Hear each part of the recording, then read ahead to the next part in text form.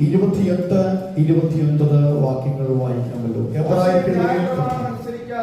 മോശയുടെ ന്യായപ്രമാണം അനുസരിക്കാത്തവന് കരുണ കൂടാതെ 2-3 സാക്ഷികളുടെ വാമൊഴി കേട്ട് മരണശിക്ഷ കൽപ്പിക്കുന്നുവല്ലോ. ദൈവപുത്രനെ ചവിട്ടിക്കളയുകയും വിശുദ്ധീകരിച്ച നിയമരക്തത്തെ മലിനമെന്ന് നിരൂപിക്കുകയും കൃപയുടെ ആത്മാവിനെ നിന്ദിക്കുകയും ചെയ്തവൻ എത്ര കഠിനമേറിയ ശിക്ഷയ്ക്ക് പാത്രമാകും എന്ന് വിചാരിപ്പേ. പഴയ നിയമത്തിൽ നാം കാണുന്ന ദൈവത്തെ, നാം പഠിക്കുന്ന ദൈവത്തെ വളരെ സ്ട്രിക്റ്റ് ആയിട്ടുള്ള ഒരു ദൈവത്തെയാണ് നമുക്ക് കാണാൻ കഴിയുന്നത്, അല്ലേ? ഹല്ലേലൂയ. കൽപ്പനകളും പ്രമാണങ്ങളും അനുസരിച്ചില്ലെങ്കിൽ വ്യാധികൾ അയക്കുന്ന, രോഗങ്ങൾ അയക്കുന്ന, തകർക്കുന്ന, അല്ലെങ്കിൽ മടങ്ങി വരുവാൻ ആവശ്യമാകുന്ന ക്രമീകരണങ്ങളെ ചെയ്യുന്ന ഒരു ദൈവത്തെയാണ് നാം പഴയ നിയമത്തിൽ കാണുവാൻ കഴിയുന്നത്. സാധാരണമായി പുതിയ നിയമത്തിൽ നാം ചിന്തിക്കുമ്പോൾ ഇത് കൃപയുടെ കാലഘട്ടമാണ്, കൃപ വെളിപ്പെടുന്ന കാലഘട്ടമാണ്.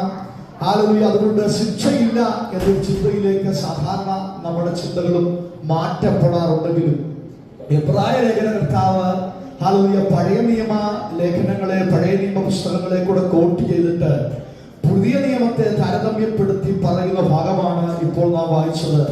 മോശയുടെ ന്യായപ്രമാണം അനുസരിക്കാത്തവന് 2-3 സാക്ഷികളെ വായ്മൊഴിയാൽ മരണശിക്ഷ കൊടുക്കുന്നു. അങ്ങനെയെങ്കിൽ പുതിയ നിയമസഭയോട് ഹല്ലേലൂയ എബ്രായ ലേഖനകർത്താവ് പറയുന്നു, ഹല്ലേലൂയ ദൈവപുത്രനെ ചവിട്ടിക്കളഞ്ഞാൽ, വിശുദ്ധീകരിച്ച നിയമ രക്തത്തെ മലിനമെന്ന് നിരൂപിച്ചാൽ, കൃപയുടെ ആത്മാവിനെ നിന്ദിച്ചാൽ എത്ര കഠിനമായി ശിക്ഷയ്ക്ക് പാത്രമാകും. പുതിയ നിയമസഭയ്ക്ക് ശിക്ഷയില്ല എന്ന് പറഞ്ഞ് ഒഴിവാകാൻ വരട്ടെ. ഹല്ലേലൂയ.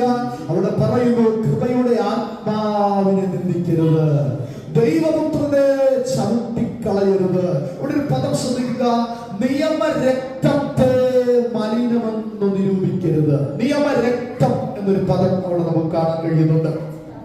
പുറപ്പാട് പുസ്തകം 24-ാം അധ്യായത്തിലേക്ക് കടന്നു ചെല്ലുമ്പോഴാണ് നിയമരക്തം എന്താണെന്ന് നമുക്ക് മനസ്സിലാകുവാൻ കഴിയുന്നത്.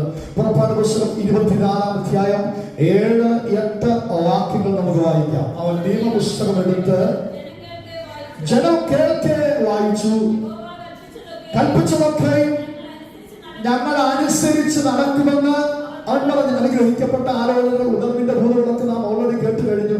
ഇന്ന് രാത്രി തുടർന്ന് നാം കേൾക്കാൻ പോകുന്നത് ഹല്ലേലൂയ തിരുമേശ ബന്ധത്തിലുള്ള മെസ്സേജ് ആകുന്നല്ലോ. നമ്മെ തന്നെ ദൈവങ്ങളിൽ ഒന്ന് സമർപ്പിച്ച് ഹല്ലേലൂയ ജീവിതത്തിൽ സംഭവിച്ചു പോയ പരാജയങ്ങൾ, തകർച്ചകൾ, ഹല്ലേലൂയ വീടുപോയ മേഖലകളിൽ നിന്ന് ഒരു ഉയർത്തെഴുന്നേൽപ്പ് ഹല്ലേലൂയ ഹല്ലേലൂയ പ്രാപിക്കേണ്ടതിന് നമ്മെ തന്നെ ദൈവകരങ്ങളിലേക്ക് സമർപ്പിക്കേണ്ടതിനാണ് ഈ ദൂത് ഞാൻ സംസാരിക്കുന്നത്. ഹല്ലേലൂയ. ഇവിടെ പഴയ നിയമത്തിന്റെ രക്തം നിയമരക്തം എന്ന് കാണാൻ കഴിയുന്നുണ്ട്. പുതിയ നിയമത്തിലും അതേ പദം ഉപയോഗിക്കുന്നു, നിയമരക്തം മലിനമെന്ന് നിരൂപിക്കരുത്. പ്രഭാത പുസ്തകത്തിൽ തന്നെ ജനത്തിന്റെ നിയമപുസ്തകം എടുത്ത് ജനം കേൾക്കെ വായിച്ചതിന് ശേഷം യഹോവ കൽപ്പിച്ചതൊക്കെയും ഞങ്ങൾ അനുസരിച്ച് നടക്കുമെന്ന് അവൻ പറഞ്ഞു. ന്യായപ്രമാണത്തെ കുറിച്ചും കൃപയെ കുറിച്ചുമുള്ള ചിന്തകൾ നാം കഴിഞ്ഞ ആഴ്ചകൾ ചിന്തിച്ചിരുന്നു. ഹല്ലേലൂയ. ന്യായപ്രമാണ പുസ്തകം വായിച്ചു കൊടുത്ത കൽപ്പനകളും പ്രമാണങ്ങളും ജനത്തെ അറിയിച്ചു കഴിഞ്ഞപ്പോൾ ജനം തീരുമാനമെടുക്കുകയാണ്, ഞങ്ങൾ അതനുസരിച്ച് നടക്കാം. ഹല്ലേലൂയ. അവർ ആ തീരുമാനത്തിലേക്ക് വന്നത് കണ്ട മോശ അടുത്ത വാക്യത്തിൽ എഴുതിയിരിക്കുന്നപ്പോൾ മോശ രക്തമെടുത്തു. ഹല്ലേലൂയ. പഴയ നിയമത്തിൽ ഉണ്ടായിരുന്ന രക്തം എന്തായിരുന്നു? ഹല്ലേലൂയ കളക്കിടാങ്ങളുടെ രക്തമായിരുന്നു, അല്ലേ? ഹല്ലേലൂയ. പണമില്ലാത്തവൻ ദൈവസന്നിധിയിൽ അർപ്പിക്കുവാൻ കൊണ്ടിരുന്നത് ഒരു കുറുപ്രാവിനെയായിരുന്നു, അതിന്റെ രക്തമായിരുന്നു. കളക്കിടാങ്ങളുടെ രക്തം, പശുക്കിടാങ്ങളുടെ രക്തം, ആ രക്തമാണ് ഹല്ലേലൂയ ദൈവസന്നിധിയിൽ പ്രായശ്ചിത്തമായി അർപ്പിക്കുന്നത്. അപ്പോൾ ഇവിടെ ശ്രദ്ധിക്കുക, മോശ കാളക്കുട്ടിയുടെ രക്തമെടുത്ത് ജനത്തിന്റെ മേൽ തളിച്ചു. എന്നിട്ട് പദം പറയുകയാണ്, ഈ സകല വചനങ്ങളും ആധാരമാക്കി യഹോവ നിങ്ങളോട് ചെയ്തിരിക്കുന്ന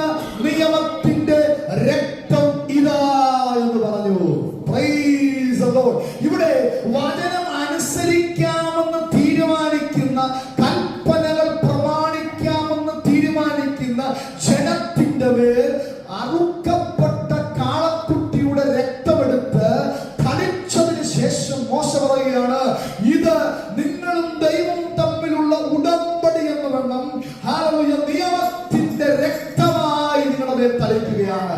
വചനം അനുസരിക്കാമെന്ന് ജീവിതത്തിൽ പ്രമാണത്തിൽ നടക്കാമെന്ന് ഡിസൈഡ് ചെയ്യുന്ന ജനത്തിന്റെ മേൽ ഹല്ലേലൂയ കാളക്കുട്ടിയുടെ രക്തമൊഴിച്ച് തളിച്ചിട്ട് മോശ പറയുകയാണ്, ഇത് നിയമത്തിന്റെ രക്തമാകുന്നു. ഇതായിരുന്നു പഴയ നിയമത്തിലെ നിയമത്തിന്റെ രക്തം. ഹല്ലേലൂയ. പ്രമാണം അനുസരിക്കുന്നവന്റെ മേൽ ഹല്ലേലൂയ തളിക്കപ്പെട്ട കാളക്കുട്ടിയുടെ അല്ലെങ്കിൽ കാളയുടെ രക്തം, അതായിരുന്നു പഴയ നിയമത്തിൽ ഹല്ലേലൂയ നിയമത്തിന്റെ രക്തം. എന്നാൽ പുതിയ നിയമത്തിലേക്ക് വരാം. പുതിയ നിയമത്തിൽ ഹല്ലേലൂയ പ്രൈസ് ദി ലോർഡ്, ഒരു രക്തം ചൊരിയപ്പെട്ടിരിക്കുകയാണ്. ഹല്ലേലൂയ. കർത്താവ് പറയുന്നുണ്ട്, ഇത് പുതിയ നിയമത്തിന്റെ രക്തം അല്ലേ? Price the Lord. ഹല്ലേലൂയ. ആ ഭാഗം ചിന്തിക്കുന്നതിന് മുമ്പ് ഉൽപ്പത്തി പുസ്തകത്തിലേക്ക് നമുക്ക് കടന്നു വരാം. 15-ാം അധ്യായത്തിന്റെ ചില വാക്യങ്ങൾ ചിന്തിക്കാനുള്ള സമയം എന്റെ മുമ്പിലുള്ളൂ. ഉൽപ്പത്തി പുസ്തകം 15-ാം അധ്യായത്തിൽ അബ്രഹാം കഴിക്കുന്ന ഒരു യാഗത്തെ കുറിച്ച് പരാമർശിക്കുന്നുണ്ട്. ഹല്ലേലൂയ. ഒരു രണ്ട് വ്യക്തികൾ തമ്മിൽ ഉടമ്പടിക്ക് തയ്യാറാകുമ്പോൾ പഴയ നിയമ പ്രമാണമനുസരിച്ച്, യഹൂദന്റെ പ്രമാണമനുസരിച്ച് അവരൊരു കാളക്കുട്ടിയോ പശുക്കിടാവിനെയോ കൊണ്ടുവന്നിട്ട് അതിനെ രണ്ടായി പിളർക്കും. അതിനെ രണ്ടായി പിളർന്നിട്ട് ഉടമ്പടി ചെയ്യേണ്ടവർ ആ പിളർക്കപ്പെട്ട ഭാഗങ്ങളുടെ നടുവേ കൂടെ നടന്നിട്ടാണ് ഉടമ്പടി ചെയ്യുന്നത്. ഇതവർ കാണിക്കുന്നതിന്റെ ഉദ്ദേശം, ഇതവർ ചെയ്യുന്നതിന്റെ ഉദ്ദേശം ഇതാണ്: നമ്മൾ രണ്ടുപേരും ഒരു ഉടമ്പടിയിലേക്ക് പ്രവേശിക്കാൻ പോകുന്നു, ഒരു കോൺട്രാക്റ്റിലേക്ക് പ്രവേശിക്കാൻ പോകുന്നു. നീയോ ഞാനോ ഈ ഉടമ്പടി ലംഘിക്കുന്നുവെങ്കിൽ ഈ കാളക്കുട്ടിയെ അറുത്തു മാറ്റിയതുപോലെ, അതിനെ പിളർന്ന് വിഭാഗിച്ചതുപോലെ ഞാൻ ഈ ഉടമ്പടി അംഗീകരിക്കുന്നില്ലെങ്കിൽ നിനക്ക് എന്നെ അതുപോലെ പിളർന്നു കളയാം. അതല്ല, നീയാണ് ഈ കോൺട്രാക്ട് അല്ലെങ്കിൽ ഈ ഉടമ്പടി അംഗീകരിക്കാതിരിക്കുന്നെങ്കിൽ നിന്നെ അതുപോലെ പിളർക്കുവാൻ എനിക്ക് അനുവാദമുണ്ട്. ഇത് യഹൂദന്റെ പ്രമാണമനുസരിച്ച് രണ്ട് വ്യക്തികൾ ചേർന്ന് ഒരു ഉടമ്പടി ചെയ്യുമ്പോൾ അവർ കാളക്കുട്ടിയെ കൊണ്ടുവരികയും അതിനെ പിളർക്കുകയും പിളർന്ന ഭാഗങ്ങളിലൂടെ നടുവിലൂടെ നടന്ന് അവർ തീരുമാനമെടുക്കുകയും ചെയ്യുകയാണ്. ഇവിടെ ദൈവം അബ്രഹാമിനോട് ഒരു ഉടമ്പടിക്ക് തയ്യാറാകുകയാണ്. Praise the Lord. ഹല്ലേലൂയ. ഉൽപ്പത്തി പുസ്തകം 15-ാം അധ്യായത്തിന്റെ 9-ാമത്തെ വാക്യം നമുക്ക് വായിക്കാം. അവനോട്, നീ 3 വയസ്സുള്ള ഒരു പശുക്കിടാവിനെ, എന്തൊക്കെയാണെന്ന് വായിക്കാൻ പെട്ടെന്ന് വായിച്ചു പോകാനുള്ള സമയമുള്ളൂ. 3 വയസ്സുള്ള ഒരു പശുക്കിടാവ്, 3 വയസ്സുള്ള ഒരു കോലാട്, 3 വയസ്സുള്ള ഒരു ആട്ടുകൊറ്റൻ, ഒരു കുറുപ്രാവ്, ഒരു പ്രാവിൻ കുഞ്ഞിനെ കൊണ്ടുവരിക. ഇവയൊക്കെ എന്ത് ചെയ്യണം? അവൻ കൊണ്ടുവന്ന് ഒറ്റ നടുവേ പിളർന്ന് ഭാഗങ്ങളെ നേർക്ക് നേരെ വെച്ചു. പക്ഷികളെ അവൻ പിളർന്നില്ല. ഉടനെ രാജൻ പക്ഷികൾ ഇറങ്ങി വന്നപ്പോൾ അബ്രഹാം അവയെ ആട്ടിക്കളഞ്ഞു. സൂര്യൻ അസ്തമിച്ചപ്പോൾ അബ്രഹാമിനൊരു ഗാഢനിദ്ര വന്നു. ഭീതിയും അന്ധതമസ്സും അവന്റെ മേൽ വീണു. അപ്പോൾ അവൻ അബ്രഹാമിനോട്,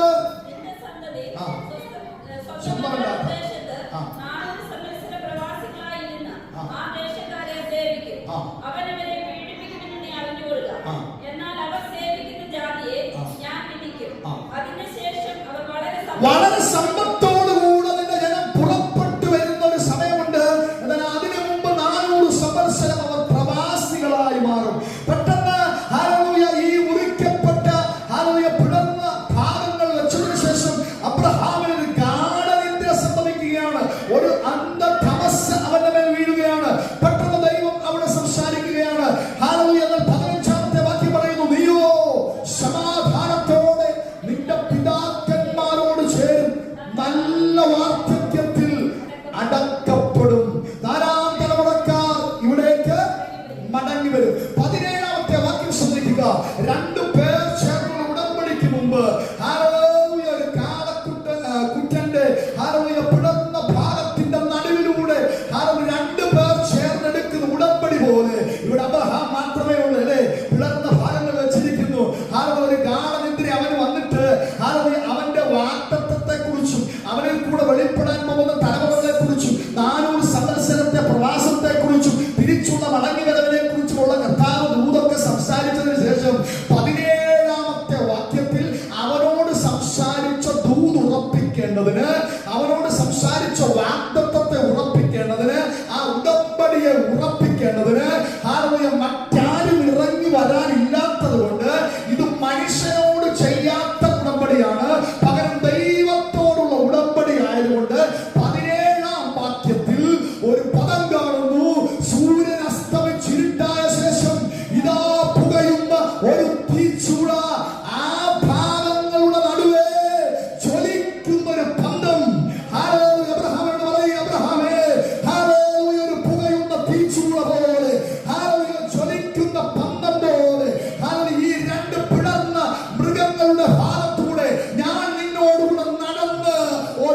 ഉടമ്പടി ചെയ്യുകയാണ്. Praise the Lord. അന്ന് യഹോവ അബ്രഹാമിനോട് ഒരു നിയമം ചെയ്തു. Praise God. പുതിയ നിയമത്തിൽ ഒരു നിയമം കാണാൻ പറ്റുന്നുണ്ട്. അതോടെ വായിച്ച നാം ശുശ്രൂഷയിലേക്ക് പ്രവേശിക്കുന്നു. മത്തായിയുടെ സുവിശേഷം 26-ാം അധ്യായം 26-ാമത്തെ വാക്യം. അവർ ഭക്ഷിക്കുമ്പോൾ യേശു അപ്പമെടുത്തു വാഴ്ത്തി നുറുക്കി ശിഷ്യന്മാർക്ക് കൊടുത്തു. വാങ്ങി ഭക്ഷിപ്പീൻ, ഇതെന്റെ ശരീരം.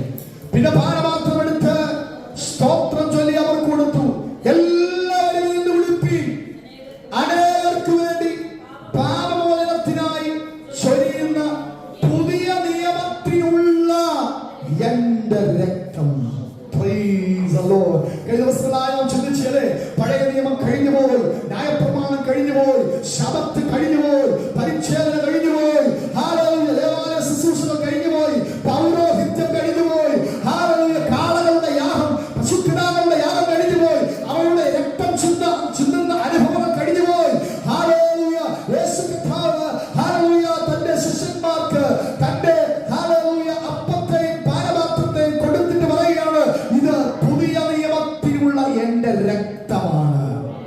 ഇനി കാളകളുടെയും ആട്ടുകൊറ്റന്മാരുടെയും യാഗം ആവശ്യമില്ല, പൗരോഹിത്യം ആവശ്യമില്ല, ഹല്ലേലൂയ, ദേവാലയം ആവശ്യമില്ല, തിരശീല ആവശ്യമില്ല. ദേഹമെന്ന തിരശീല ഞാൻ നിങ്ങൾക്ക് വേണ്ടി കീറിക്കളയുകയാണ്. Hallelujah.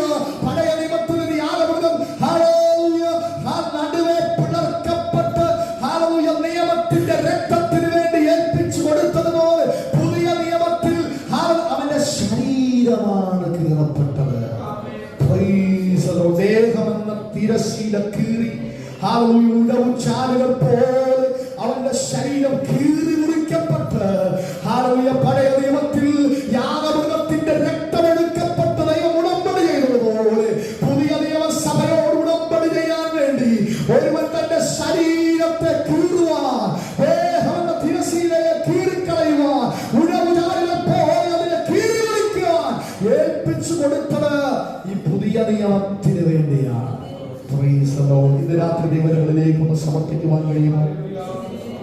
Praise the Lord. Hallelujah. സ്തോത്രം, സ്തോത്രം, സ്തോത്രം, സ്തോത്രം. അവൻ ഹല്ലേലൂയ praise the Lord ശരീരത്തെ യാഗമായി അർപ്പിക്കുവാൻ ഏൽപ്പിച്ചു കൊടുത്തില്ലായിരുന്നെങ്കിൽ ഇതാ നിന്റെ ഇഷ്ടം ചെയ്യുവാൻ ഞാൻ വരുന്നു. Hallelujah praise the Lord.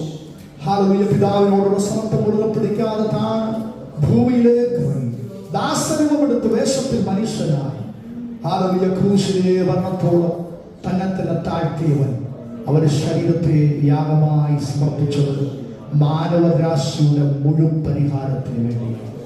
Hallelujah. നമ്മുടെ പിതാക്കന്മാർ, പഴയ നിയമ പിതാക്കന്മാർ ഹല്ലേലൂയ സ്തോത്രം ഹല്ലേലൂയ നിരവധി ലക്ഷക്കണക്കിന് യാഗമൃഗങ്ങളെ യാഗമായി അർപ്പിച്ച് നിയമത്തിന്റെ രക്തത്തിന്റെ മുമ്പിൽ അവരെ സമർപ്പിച്ചെങ്കിൽ ഹല്ലേലൂയ മാനവരാശിയുടെ മുഴുവൻ പാപപരിഹാരത്തിനായി ഹല്ലേലൂയ നമുക്ക് ശേഷം ജനിക്കപ്പെടുവാൻ പോകുന്ന തലമുറകളുടെ പാപപരിഹാരത്തിനായി കർത്താവ് മടങ്ങി വരുന്നില്ലെങ്കിൽ ഹല്ലേലൂയ മടങ്ങി വരുവാൻ താമസിക്കുന്നെങ്കിൽ ഹല്ലേലൂയ വരും തലമുറകളുടെ പാപപരിഹാരത്തിനായി ഒരിക്കലായി ഒരുവൻ അറക്കപ്പെടുകയാണ്. Praise the Lord. ഒരിക്കലായി ഒരുവൻ യാഗമായി തീർന്നു. ഇനി ഒരു യാഗത്തിന്റെ ആവശ്യമില്ല, ഇനിയും ആട്ടുകൊറ്റന്മാരുടെ ആവശ്യമില്ല, പശുക്കിടാങ്ങളുടെ ആവശ്യമില്ല, പശുഭസ്മത്തിന്റെ ആവശ്യമില്ല. ഒരുവൻ തന്റെ ശരീരത്തെ യാഗമായി അർപ്പിച്ചു. അവസാനത്തുള്ള രക്തവും കർത്താവ് നമുക്ക് വേണ്ടി ഒഴുക്കി. ഹല്ലേലൂയ. ഇന്ന് രാത്രി പുതിയ നിയമത്തിൽ ഒരു രക്തം ഹല്ലേലൂയ പുതിയ നിയമത്തിന് വേണ്ടി ഒഴുക്കപ്പെടുന്ന ഒരു രക്തം ഹല്ലേലൂയ കർത്താവ് ഹല്ലേലൂയ നമുക്ക് വേണ്ടി തന്നു. Praise the Lord. എന്നിട്ട് പാനപാത്രം എടുത്ത് കർത്താവ് പറയുകയാണ്, ഇതതിന് സാദൃശ്യമാണ്. ഹല്ലേലൂയ. നിങ്ങൾ ഇത് വാങ്ങി കുടിപ്പീൻ. Hallelujah. Praise the Lord. ഒന്ന് സമർപ്പിച്ചാട്ടെ. ജീവിതത്തിൽ നാം ഇപ്പോൾ കേട്ടതുപോലെ എവിടെയാണ് തകർച്ചകൾ സംഭവിച്ചത്? സംസാരത്തിൽ, പ്രവൃത്തിയിൽ, ചിന്തയിൽ, ഭാവങ്ങളിൽ, ഇടപെടലുകളിൽ ദൈവത്തിൽ നിന്ന് അകന്നുപോയ മേഖലകൾ ഏതൊക്കെയാണ്? ഇന്ന് രാത്രി തന്നെ ഒന്ന് ശോധന ചെയ്താട്ടെ. ഞാൻ ആ ഭാഗങ്ങളൊന്നും വായിക്കുവാൻ ആഗ്രഹിക്കുന്നില്ല. തന്നെ തന്നെ ശോധന ചെയ്തിട്ട് വേണം ഈ ശുശ്രൂഷയിൽ പങ്കാളികളാകുവാൻ. ഹല്ലേലൂയ. ജീവിതത്തിൽ വന്നുപോയ വീഴ്ചകൾ ഹല്ലേലൂയ കഴിഞ്ഞ ഒരു മാസക്കാലം ഹല്ലേലൂയ കഴിഞ്ഞ കർത്തൃമേശയ്ക്ക് ശേഷം ഹല്ലേലൂയ പ്രൈസ്. നമ്മുടെ ജീവിതത്തിൽ സംഭവിച്ചു പോയ കുറവുകളെ ഒന്ന് ഓർത്താട്ടെ. എവിടെയാണ് പരാജയപ്പെട്ടത്? എവിടെയാണ് പ്രാർത്ഥന കുറവ് സംഭവിച്ചത്? എവിടെയാണ് സംസാരത്തിൽ വീഴ്ചയുണ്ടായത്? ഇടപെടലുകളിൽ വീഴ്ചയുണ്ടായത്? ഇന്ന് രാത്രി ദൈവകരങ്ങളിൽ സമർപ്പിച്ചാട്ടെ. ഹല്ലേലൂയ. യേശുവിന്റെ രക്തം സകല പാപവും പോക്കി നമ്മെ ശുദ്ധീകരിക്കുന്നു. അവന്റെ രക്തത്താൽ അതിക്രമങ്ങളുടെ മോചനമെന്ന് വീണ്ടെടുപ്പുണ്ട്. കുഞ്ഞുങ്ങളെ, പാപം ചെയ്യാതിരിക്കാൻ ഞാനിത് നിങ്ങൾക്ക് എഴുതുന്നു. നിങ്ങൾ പാപം ചെയ്തു എങ്കിലോ നിങ്ങൾക്ക് സ്വർഗത്തിൽ ഒരു കാര്യസ്ഥനുണ്ട്. ഹല്ലേലൂയ. അവൻ നമ്മെ അനാഥനായി വിട്ടേച്ചു പോയവനല്ല. ഹല്ലേലൂയ. സ്വർഗത്തിൽ അവൻ നമുക്ക് വേണ്ടി പക്ഷപാതം ചെയ്യുന്നുണ്ട്. സ്വർഗത്തിൽ നിങ്ങൾക്കൊരു കാര്യസ്ഥനുണ്ട്. ഹല്ലേലൂയ. അവൻ നമുക്ക് വേണ്ടി പക്ഷപാതം ചെയ്യുന്നു. അവന്റെ പുത്രനായ യേശുവിന്റെ രക്തം സകല പാപം പോക്കി നമ്മെ ശുദ്ധീകരിക്കുന്നു. ഹല്ലേലൂയ. നമ്മുടെ ചിന്തകളെ ശുദ്ധീകരിക്കേണ്ടതിന് ഹല്ലേലൂയ കാൽവരിയുടെ മലമുകളിൽ ഹല്ലേലൂയ ശിരസിൽ ഹല്ലേലൂയ ഹല്ലേലൂയ മുൾമുടി ചൂടി എന്ന് നാം കാണുന്നു. നമ്മുടെ കണ്ണുകൾ ശുദ്ധീകരിക്കപ്പെടുവാൻ അവന്റെ കണ്ണുകളിൽ കൂടി ആ മുള്ള് തറച്ചിറങ്ങുകയുണ്ടായി. ഹല്ലേലൂയ. നമ്മുടെ ഹൃദയം ശുദ്ധീകരിക്കപ്പെടേണ്ടതിന് അവൻ തന്റെ വിലാപ്പുറത്തെ കുത്തി തുളയ്ക്കുവാൻ അനുവദിച്ചു. ഹല്ലേലൂയ. നാം സൗഖ്യമാവേണ്ടതിന് അവന്റെ ശരീരം ഉഴവും ചാലുകൾ പോലെ കീറി മുറിക്കപ്പെട്ടു. അവന്റെ അടിപ്പടലുകളാൽ നമുക്ക് സൗഖ്യമുണ്ട്. ഇന്ന് രാത്രി നമുക്ക് വേണ്ടി യാഗമായി തീർന്ന് ഹല്ലേലൂയ പരിശുദ്ധ കർത്താവിനെ ഒന്ന് ധ്യാനിക്കുവാൻ കഴിയുമോ? ഹല്ലേലൂയ. ഒരു നിമിഷം കണ്ണുകളെ ദിവസം നടച്ചാട്ടെ. രക്ഷിതാവിനെ